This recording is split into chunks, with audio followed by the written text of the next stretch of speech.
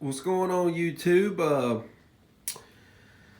I just wanted to come on here and make a little review video about this 2020 KLX 300R.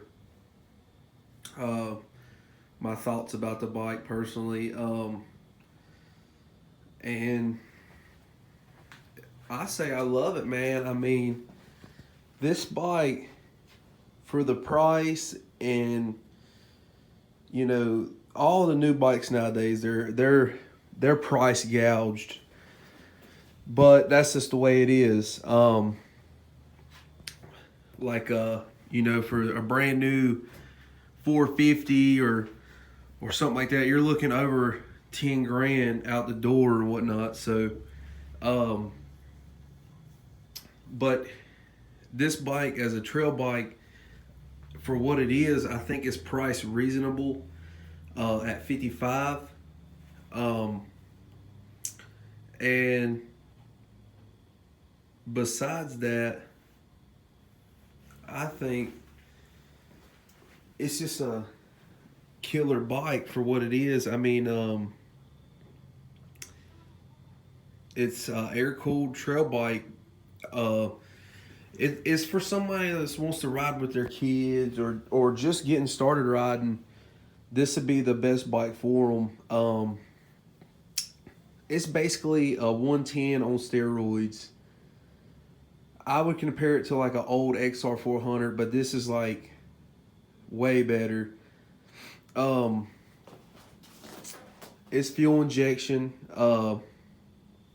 The air box is completely sealed, so I don't know. You could probably like take the airbox off or do some airbox mods to it to get it to suck more. But the way it is, I think is perfect. If you're a guy that likes more of a race bike, I would pipe it up. If they sell a pipe for it, pipe it up and do some airbox modifications and whatnot, and I think it'll wake this bike up. But as is out the box, I think it's a killer bike, reliable bike.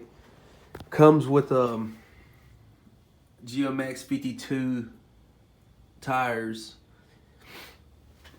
18 and a 21 up front, and just a killer bike. Comes with a decent sized tank from the factory, and you got a nice kickstand as well. If you are going to use this bike as a trail bike, you got to throw you some hand guards right out the gate on it. These are the Tusk right here. Really good bars for the price. I think I paid $45 for them. And of course you got to get grips because these are new bars, because the bars that come on it are completely sealed, so you can't put the full wraparound bars on it because they're completely sealed. So I had to get these Renthols on here, but everything worked out great. Even got the Tusk shorty brake lever on here. It's got a fuel light and a check engine, and you just press the button right there, and then you got the start switch right here. Fires right up.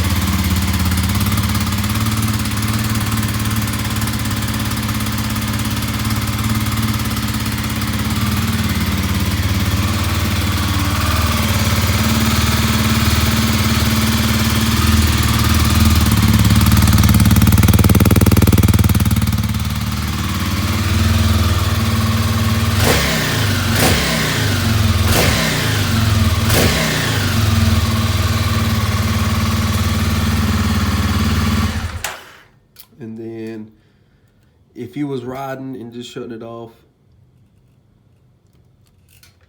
you could just cut it off like that. But if you're gonna put it up, obviously you would hit the master switch. My thoughts on it is it's a really good bike. I'm a heavier guy, so the suspension's really soft for me. But for somebody under the 200-pound range, this would be the perfect bike. Um, I honestly, I honestly could say that you could race a GNCC on this. No joke. I know a lot of my buddies, they were like, I wouldn't take it that far. But to be honest, it's so comfortable and smooth. You wouldn't get wore out on this thing. You could ride it all day. It'd be a nice dual sport if you could get it like dual sport like the 450L. This would be a nice dual sport bike. But overall, I'm impressed with everything. There's a few little spots that I say they cheaped out on, kind of like the handlebars, which I had to upgrade them and stuff like that. But other than that, I think it's a good bike. Comes with a nice skid plate from the factory, and I just changed the oil on it. It's got a nice sight glass down here, and it tells you where to fill it to. I just changed the oil. Bike's probably got 3 hours on it, so just changed the oil on it, and I would say it's a good bike, man. If you're looking at purchasing one, I would say go ahead and pull the trigger on it. I doubt you would have any problems with this bike, major issues. This thing would probably run forever, just the way it's set up and everything. Killer Woods bike. It's I think it's the most bang for your buck you can get for a bike. But if you want to know any more about it, just comment and let me know.